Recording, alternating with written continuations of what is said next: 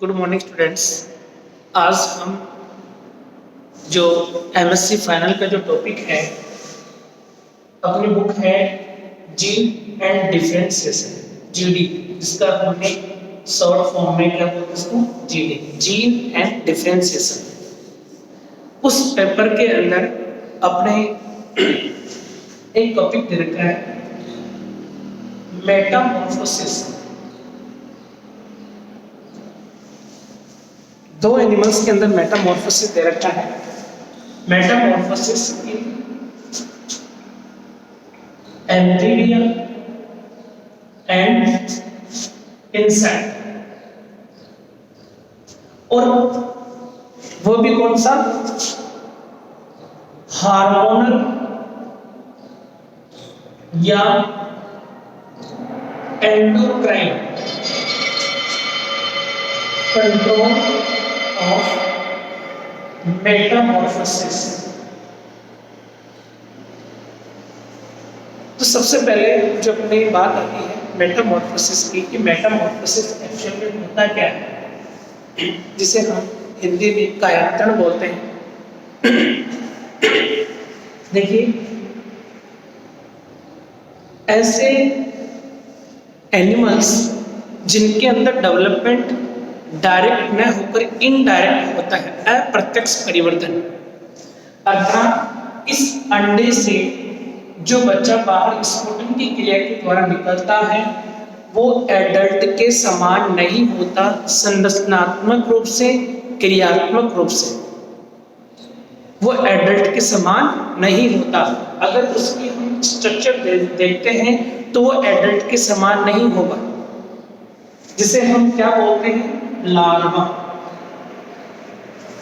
क्या बोलते हैं उसको, लार्वा।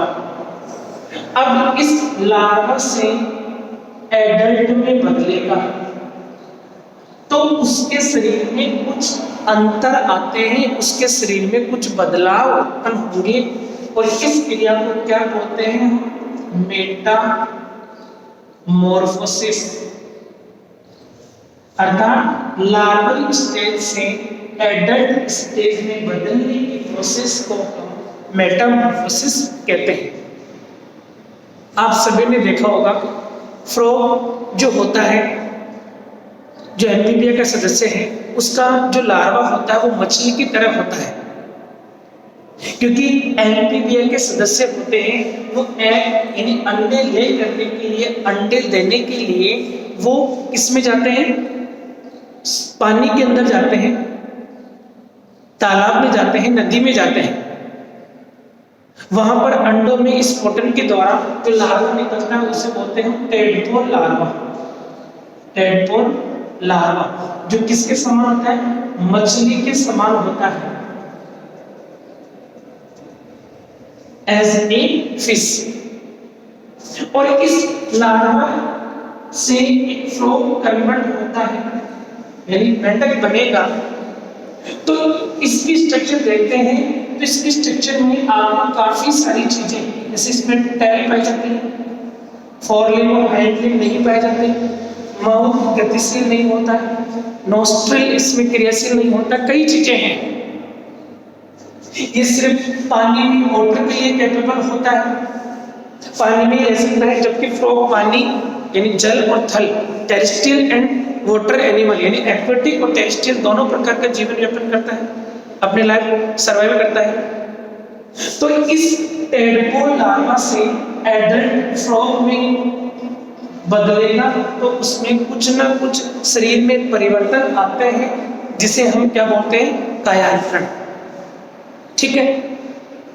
अब देखो, मेटामॉर्फोसिस हम मोस्टली दो प्रकार के पढ़ सकते हैं, कि एक तो प्रोग्रेसिव मेटामॉर्फोसिस, एक होता है रिट्रोग्रेसिव मेटामॉर्फोसिस। प्रोग्रेसिव मेटामॉर्फोसिस में कि एडल्ट के अंदर लक्षण कम है और वो एडल्ट में लक्षण ज्यादा है और लार्वा में कम है। जैसे इसमें टेडपोल लार्वा से, फ्रॉग का जो लार्वा होता है टेडपोल लार्वा कहते हैं, टेडपोल लार्वा से एडल्ट फ्रॉग में बदलने वाली जो प्रोसेस होती है वो प्रोग्रेसिव प्रकार की होती है।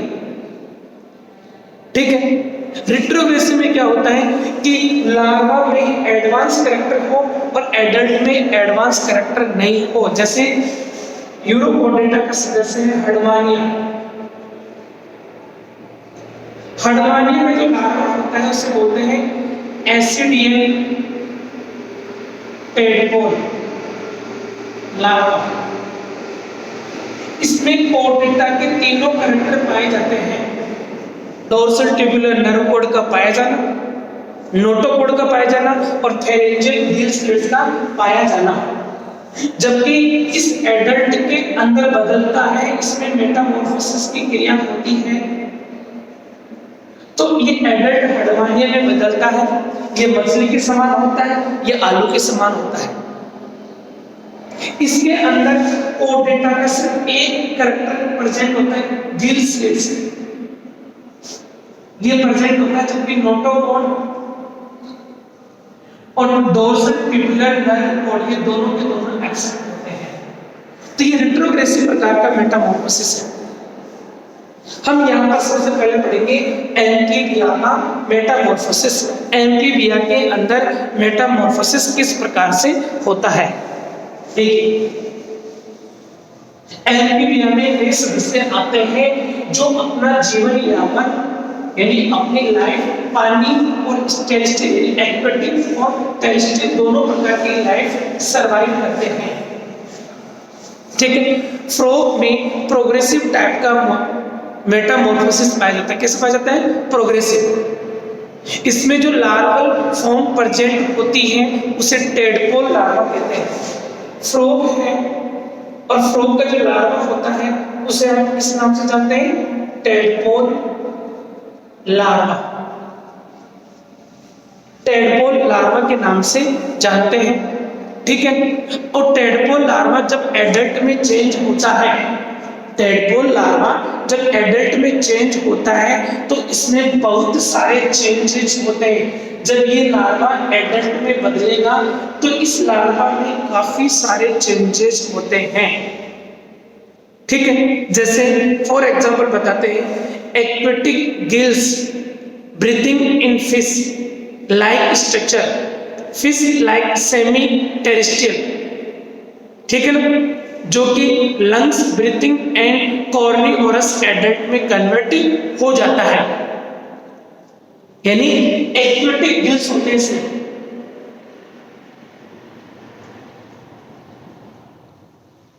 ठीक है। और ये किसमें कन्वर्ट हो जाता है? लंग्स, ब्रीथिंग, लंग्स, ब्रीथिंग और कार्निवोरस यानी ये मांसाहारी प्रकृति का हो जाता है। और इस प्रकार के चेंजेस को हम कितने भागों में पढ़ सकते हैं? 3 भागों में स्टडी करेंगे। पहला इसमें जो चेंजेस होता है वो इकोलॉजिकल चेंजेस। हम सबसे पहले एम्फीबिया का पढ़ रहे हैं और वो भी किसका? फ्रॉग का। इसमें पहला जो मेटामॉर्फोसिस के दौरान जो चेंजेस होता है वो है इकोलॉजिकल चेंजेस।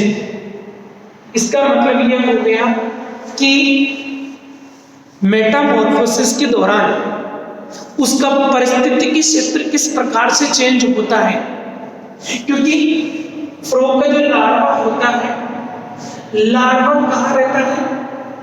एक्वेटिक, पानी में। लार्वा पानी में रहता है, जबकि एडल्ट वो टेरेस्ट्रियल भी होता है। अर्थात लार्वल फॉर्म से टेरेस्ट्रियल फॉर्म में कन्वर्ट हो जाएगा। जलीय जीवन से स्थलीय जीवन व्यतीत करना स्टार्ट कर देगा। अर्थात ये अब जैसे एडल्ट में कन्वर्ट होता है तो इसमें जल के साथ में वो थल के ऊपर भी रह सकता है। देखो, पहला चेंजेस इसमें क्या क्या होता है? Aquatic and fish like tadpole. First changes aquatic and fish like tadpole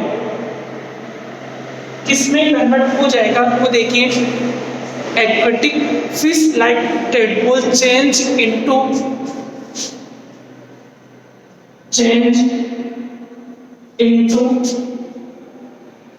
semi-terrestrial frog में उभयचर, यानी लार्वा पूर्णतः किसमें रहता है? पानी में, जबकि जो फ्रॉग बनेगा, एडल्ट अवस्था बनेगी, वो किसमें हो जाएगा? अर्ध धरातलीय, यानी अपना जीवन धरातल के ऊपर भी व्यतीत कर सकता है और पानी के अंदर भी व्यतीत कर सकता है, अर्थात वो उभयचर हो जाता है। तो हम इसे क्या बोलते हैं? हम इसे बोलते हैं सेमी टेरेस्ट्रियल फ्रॉग के अंदर ये चेंज हो जाता है। 1 मिनट रुकिए।